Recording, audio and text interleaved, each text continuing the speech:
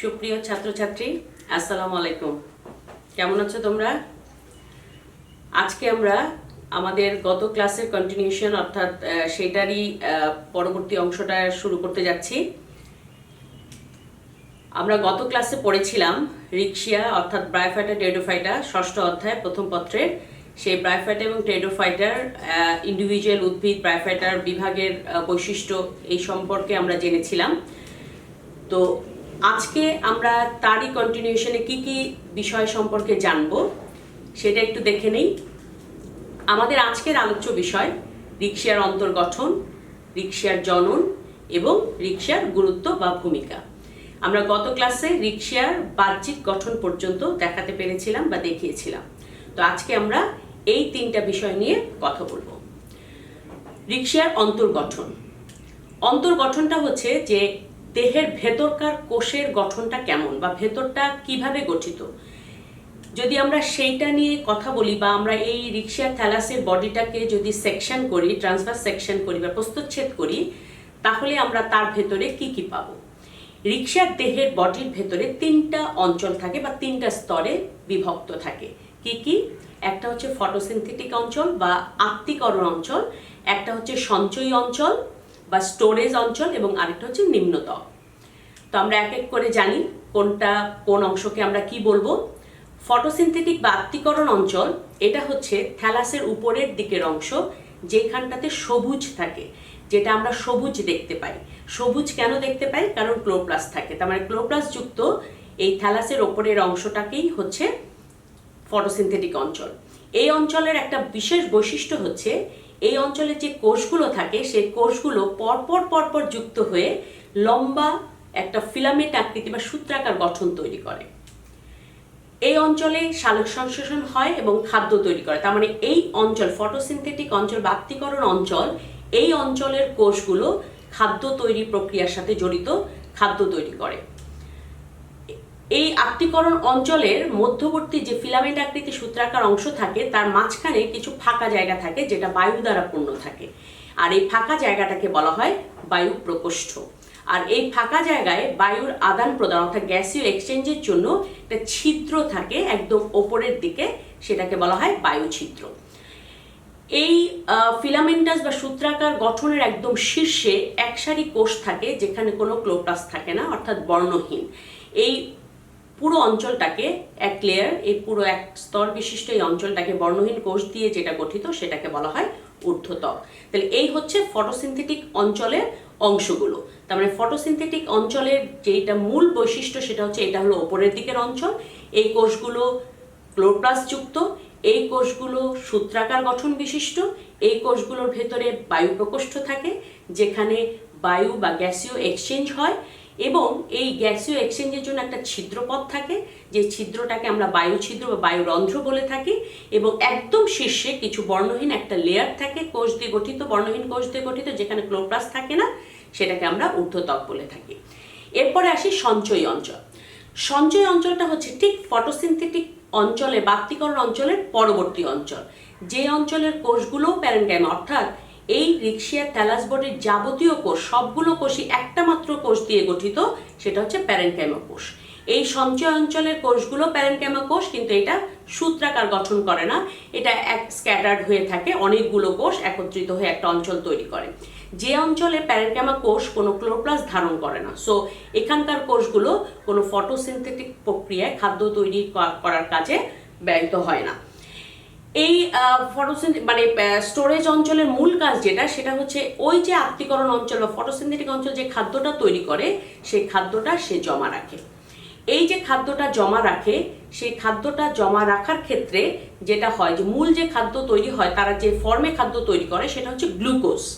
এই গ্লুকোজটা তার শারীরিক কোষের কাজে ব্যবহৃত হওয়ার পরে, খাদ্যটা ব্যবহার হয়ে যাওয়ার পরে যে অতিরিক্ত গ্লুকোজটা থাকে তখন এই কোষে এসে সেটা জমা হয়, এবং যে ফর্মে তখন গ্লুকোজগুলো একটার পর একটা যুক্ত হয়ে একটা পলিস্যাকারাইড কার্বোহাইড্রেট গঠন করে, তখন আমরা তাকে বলা হয় বলি শ্বেতসার, বা তখন তাকে বলা হয় স্টার্চ বা শ্বেতসার।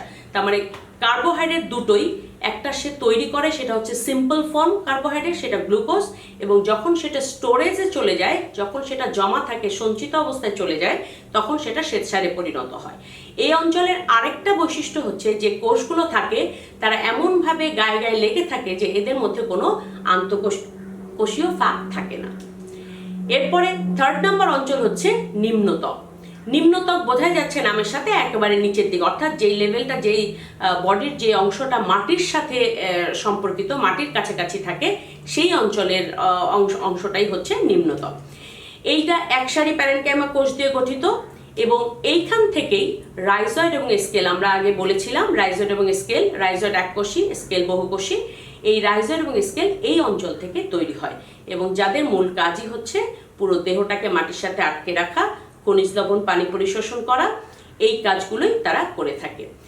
আমরা এখানে একটা ছবি দেখতে পাচ্ছি, তোমরা যদি একটু খেয়াল করো, এই ছিল আমাদের মূল থ্যালাস বডি। এই বডির এরকম একটা অংশ যদি আমরা ট্রান্সভার্স সেকশন করি, তাহলে আমরা তার ভেতরে এরকম একটা অংশ দেখতে পাবো, যে অংশগুলো নিয়ে আমরা এতক্ষণ কথা বললাম। পরীক্ষা হলে বা তোমাদের যখন এই প্রশ্নটা আসবে, রিকশার অন্তর্গঠন এই প্রশ্নটা আসে, যখন এই প্রশ্নটা আসবে তখন তোমাদের এরকম একটা ছবি বা চিত্র তোমাদেরকে আঁকতে হবে। এই চিত্রটার দিকে একটু খেয়াল করো, এইখান থেকে এই পর্যন্ত পুরাটাই হচ্ছে থ্যালাস বডি। এই থ্যালাস বডিটা 3টা অংশে বিভক্ত। একটা যদি ওপরের দিকের অংশটা দেখি, এই যে ফিলামেন্টটা সূত্রাকার গঠন, পরপর পরপর কোষগুলো যুক্ত হয়ে সূত্রাকার গঠন তৈরি করেছে, এবং এই কোষগুলোর ভেতরে আমরা একটু ডট ডট ডট দিয়ে দিয়েছি, তার মানে হচ্ছে এই কোষগুলো কি ধারণ করে? ক্লোরোফিল ধারণ করে বা ক্লোরোপ্লাস্ট ধারণ করে। এই ক্লোরোপ্লাস্টের ঠিক পরবর্তী অঞ্চল, যেখানে অনেকগুলো কোষ একত্রিত হয়ে আছে, প্যারেনকাইমা কোষ, এবং যেই কোষগুলোর মধ্যে কোনো আন্তঃকোষীয় ফাঁক নেই, এই অঞ্চলটাই হচ্ছে স্টোরেজ অঞ্চল। অর্থাৎ এরা যে খাদ্য তৈরি করবে, সেই খাদ্যটা পরবর্তীতে এসে এখানে জমা পড়বে। এরপর একদম নিচের দিকে একটা স্তর, যে স্তরটাকে আমরা বলছি নিম্নতক। এই নিম্নতক থেকে এই যে বহুকোষী স্কেল এবং এককোষী রাইজয়েড। আমরা রাইজয়েডে বলেছিলাম রাইজয়েড 2 ধরনের হয়, রাইজয়েড একটা মসৃণ আর একটা অমসৃণ। এই ছিল আমাদের অন্তর্গঠন। এরপরে আমরা চলে যাব রিকশিয়ার জননে। রিকশিয়ার ক্ষেত্রে 2 ধরনের জনন হয়, একটা হচ্ছে অঙ্গজ জনন আর একটা হচ্ছে যৌন জনন। এই অন্যান্য উদ্ভিদের ক্ষেত্রে আমরা অযৌন জননটাও পেয়ে থাকি, অর্থাৎ 3 ধরনের জনন। নর্মালি প্রকৃতিতে 3 ধরনের রিপ্রোডাকশন দেখা যায়, একটা ভেজিটেটিভ রিপ্রোডাকশন, একটা অ্যাসেক্সুয়াল রিপ্রোডাকশন, একটা সেক্সুয়াল রিপ্রোডাকশন। রিকশিয়ার ক্ষেত্রে আমরা 2টো জনন দেখতে পাই, একটা হচ্ছে ভেজিটেটিভ বা অঙ্গজ জনন, আর একটা হচ্ছে সেক্সুয়াল বা যৌন জনন। তা আমরা যদি অঙ্গজ জননের ক্ষেত্রে যাই, নামের মধ্যেই আছে, অঙ্গজ মানে তার দেহের যে কোনো জায়গা থেকে, অর্থাৎ দৈহিকভাবে, এখানে কোনো প্রক্রিয়া কোনো প্রসেস কিছু হবে না, দৈহিকভাবে তারা যখন মনে করবে যে তাদের সংখ্যা বৃদ্ধি করা প্রয়োজন, তখন তারাই বের করে নেবে কিভাবে তারা নতুন সংখ্যা বৃদ্ধি করবে।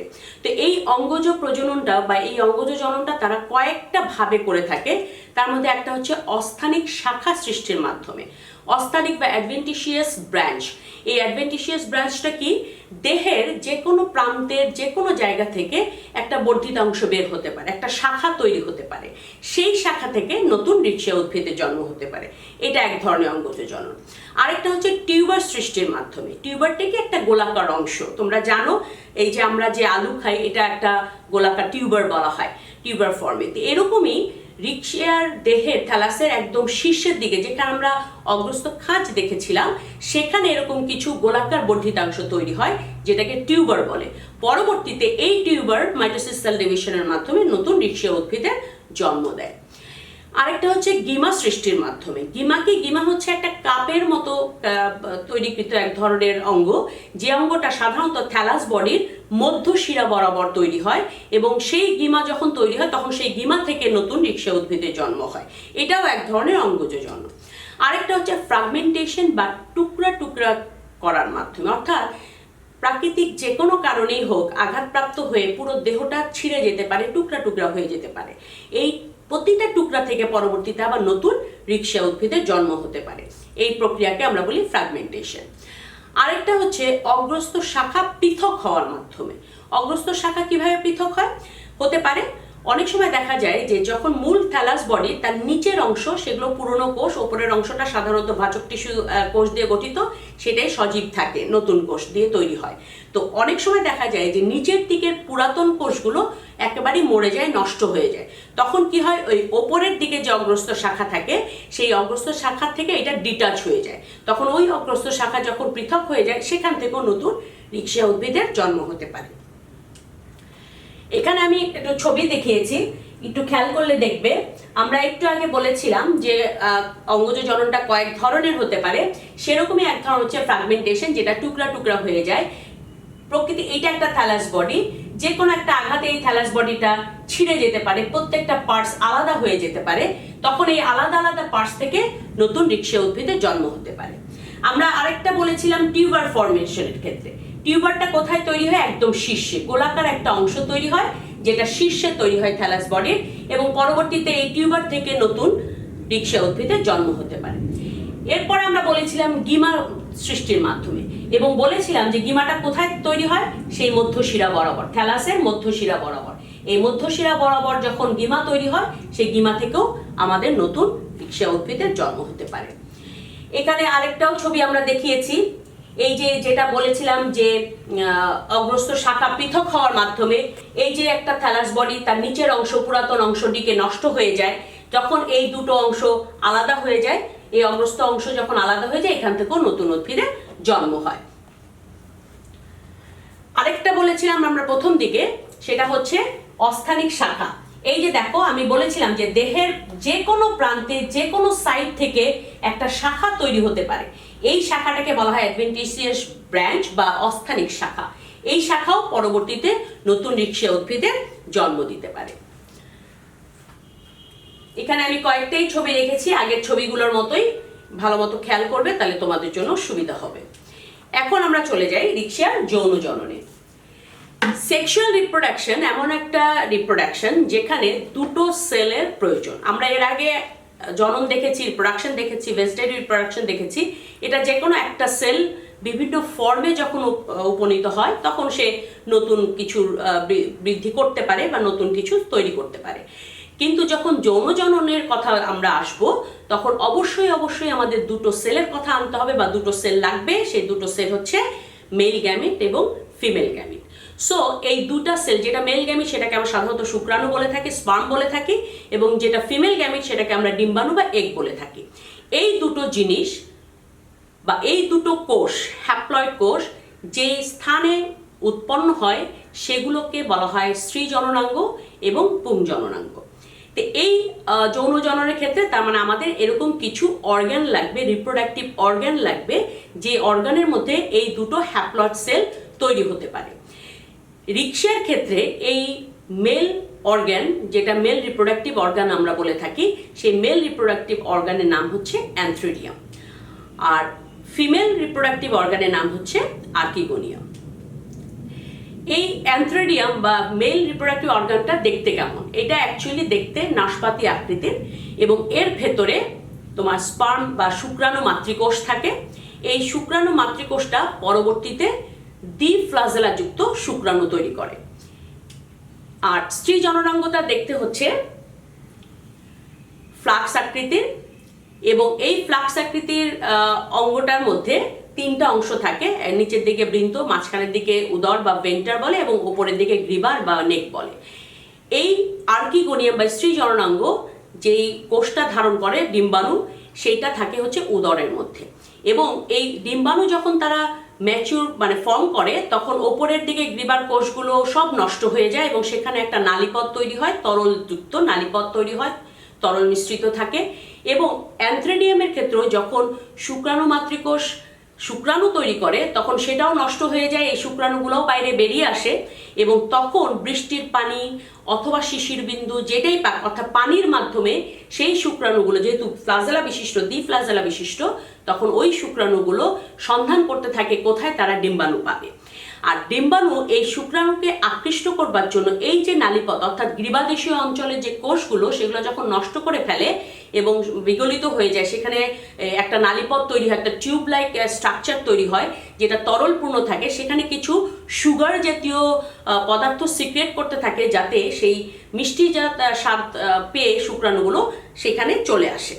এবং ওই নালীপথে শুক্রাণু যখন আসে অসংখ্য শুক্রাণু একসাথে প্রবেশ করে, কিন্তু একটি মাত্র শুক্রাণুই ডিম্বাণুর সাথে ফিউজ হয় বা ফার্টিলাইজেশন করে। আমরা এখানে এই পুরো সেক্সুয়াল রিপ্রোডাকশনটার ক্ষেত্রে এবং অঙ্গজ জনন দুটোর ক্ষেত্রেই আমরা এখানে একটা লাইফ সাইকেল দেখব।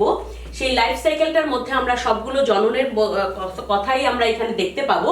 তো আমরা যদি একটু দেখি যে এই হচ্ছে মূল থ্যালাস বডি। আরেকটা বিষয় রিক্সিয়ার ক্ষেত্রে ইন্টারেস্টিং, সেটা হচ্ছে যে নর্মালি অন্যান্য উদ্ভিদের ক্ষেত্রে এই দুটো অর্গান দুটো ভিন্ন ভিন্ন উদ্ভিদে তৈরি হয়, কিন্তু রিক্সিয়ার ক্ষেত্রে এই দুটি অর্গান একই দেহের মধ্যেই থাকে। তার মানে একই দেহের ভেতরেই দুটো অর্গান তৈরি হয়, দুটো গ্যামেট তৈরি হয় এবং ফার্টিলাইজেশন প্রক্রিয়া ওই দেহের মধ্যেই তৈরি হয়। এখানে আমরা দেখতে পাচ্ছি এই একই দেহ থেকে দুইটা রিপ্রোডাক্টিভ অর্গান, একটা অ্যান্থ্রিডিয়াম এবং একটা আর্কিগোনিয়াম তৈরি হয়। এই অ্যান্থ্রিডিয়াম থেকে ডিফ্লাজেলাযুক্ত শুক্রাণু এবং আর্কিগোনিয়াম থেকে ডিম্বাণু তৈরি হয়। দেন শুক্রাণুটা এই ডিম্বাণুর সাথে ফিউজড হয়, ডিপ্লয়েড জাইগোট তৈরি করে। এই যে জাইগোট শব্দটা বললাম, এটা অ্যাকচুয়ালি এদের ক্ষেত্রে প্রযোজ্য না, এটা একটু নিম্ন শ্রেণীর উদ্ভিদ, সেই জন্য এই ক্ষেত্রে ডিপ্লয়েড কোষ তৈরি হয়, কিন্তু তাকে আমরা জাইগোট না বলে বলবো উস্পোর। জাইগোটটা আমরা একটু উচ্চ শ্রেণীর ক্ষেত্রে বলবো। এই উস্পোর যখন তৈরি হয়, উস্পোরটা আস্তে আস্তে ম্যাচিউর হয়, একটা থেকে মাইটোসিস সেল ডিভিশনের মধ্যে একটা থেকে দুটা, দুটা থেকে চারটা, চারটা থেকে আটটা, এরকম করে বৃদ্ধি পেতে থাকে। বৃদ্ধি পাওয়ার পরে এই কোষের ভেতরে তখন চারপাশে একটা আবরণ তৈরি হয় এবং ভেতরের দিকে এরকম অসংখ্য কোষ থাকে। তখন প্রত্যেকটা কোষকে বলা হয় স্পোর মাতৃকোষ। এই স্পোর মাতৃকোষ যেহেতু ডিপ্লয়েড, কারণ মাইটোসিস সেল ডিভিশন হয়েছে, এই স্পোর মাতৃকোষ এখন মায়োসিস সেল ডিভিশনের মাধ্যমে বিভাজিত হয়ে প্রতিটা স্পোর মাতৃকোষ চারটা করে হ্যাপ্লয়েড স্পোর দেয়। এই চারটা হ্যাপ্লয়েড স্পোর থেকে প্রতিটা স্পোর আবার অঙ্কুরিত হয়ে অঙ্কুরোদ্গমের মাধ্যমে নতুন থ্যালাস বডি তৈরি করে বা রিক্সিয়া উদ্ভিদে তৈরি করে। এই পুরো লাইফ সাইকেলটা যদি আমরা একটু খেয়াল করি, আমরা প্রথমে বলেছিলাম যে রিক্সিয়া বা ব্রায়োফাইটার উদ্ভিদগুলো গ্যামেটোফাইট। কেন? তার প্রতিটা কোষ হ্যাপ্লয়েড। এই হ্যাপ্লয়েড কোষ থেকে যা তৈরি হয়েছে সবই হ্যাপ্লয়েড, কিন্তু যেই মাত্র তাদের ফার্টিলাইজেশন হলো, সেই মাত্র তারা ডিপ্লয়েড কোষ তৈরি করে ফেললো। তার মানে ফার্টিলাইজেশন অর্থাৎ নিষেকের আগ পর্যন্ত ছিল হ্যাপ্লয়েড, নিষেক হয়ে গেল, দেন হয়ে গেল ডিপ্লয়েড। এই ডিপ্লয়েড কোষ যতক্ষণ পর্যন্ত মায়োসিসে না যাচ্ছে ততক্ষণ পর্যন্ত কিন্তু সে ডিপ্লয়েডই ছিল।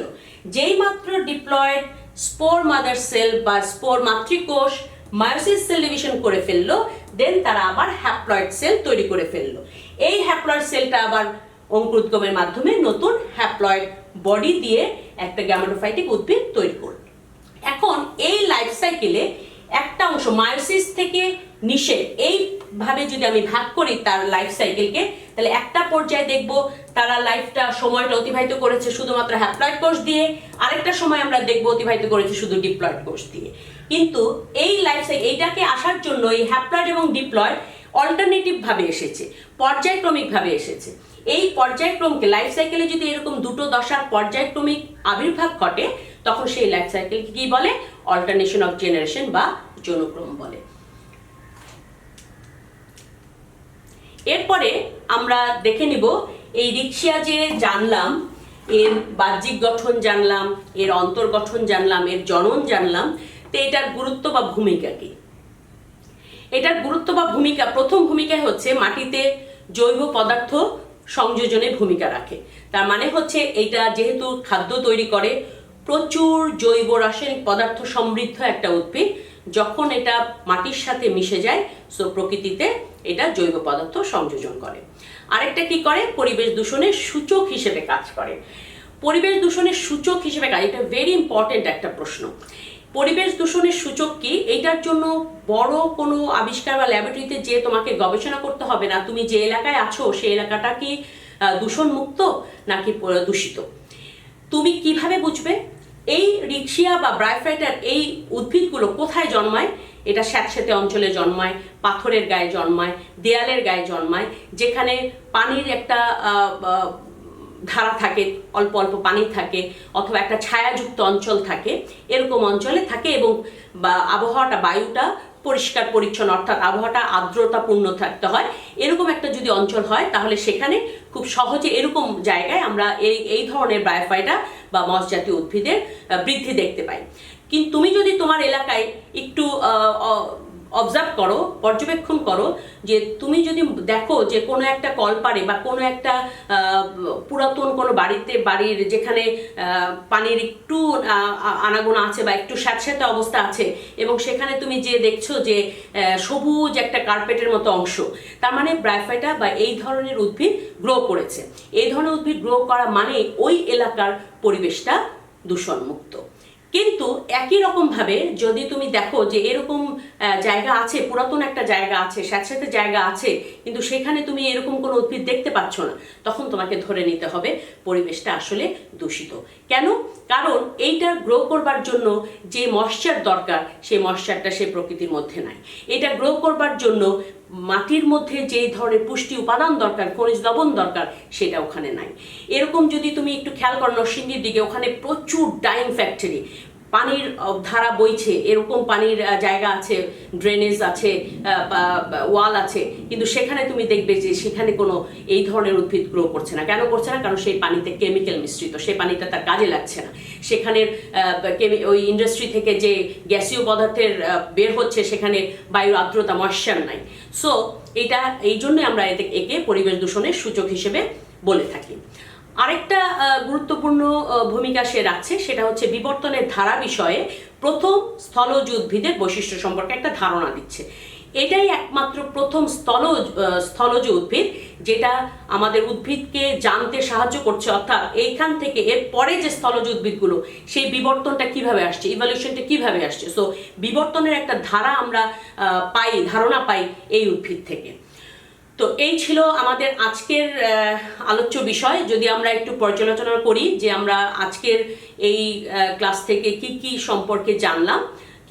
আমরা জানলাম রিকশিয়ার অন্তর্গঠন, অর্থাৎ তার দেহের ভেতরে কোষগুলো কি করে বিন্যস্ত থাকে, কয়টা স্তরে বিন্যস্ত থাকে, কি ধরনের কোষ দিয়ে গঠিত, এবং কোন অঞ্চলকে, এই বিভক্তের অঞ্চলগুলো কে কি কাজ করে থাকে, সেই সম্পর্কে আমরা জেনেছি। এরপরে জেনেছি এটার জনন, অর্থাৎ এই যে প্রকৃতিতে তার সংখ্যা বৃদ্ধি করে, সেটা কোন উপায়ে করে, একটা ভাবেই করে নাকি কয়েকটা প্রকার আছে, কয়েক রকমের পদ্ধতি আছে, সেইভাবে করে, সে সম্পর্কে আমরা জেনেছি। আর জেনেছি এই ছোট্ট উদ্ভিদ, দেখে মনে হচ্ছে খুব ক্ষুদ্র, খুব তুচ্ছ একটা উদ্ভিদ, কিন্তু এই উদ্ভিদেরও প্রকৃতিতে অবদান আছে, তার গুরুত্বও আমরা আজকে এখান থেকে জেনেছি। তো এই ছিল আমাদের আজকের বিষয়গুলো। আমরা পরবর্তীতে এই চ্যাপ্টারের যে অন্য অংশ আছে সেখানে চলে যাব ইনশাল্লাহ। তো তোমরা এর মধ্যে এগুলো পড়ে ফেলো, আর ভালো থেকো, ঘরে থেকো, সুস্থ থেকো। আসসালামু আলাইকুম।